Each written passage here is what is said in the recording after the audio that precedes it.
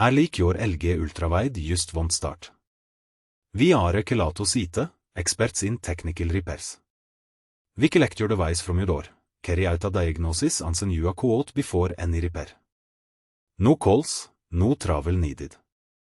We are located at Calle Joaquín María López 26, in Madrid. Link in the description. A faulty BIOS firmware can prevent your monitor from powering on.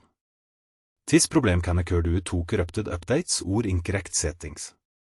We flash the firmware to restore functionality and ensure everything is set up correctly.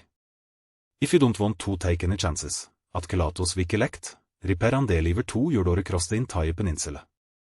Link in the description.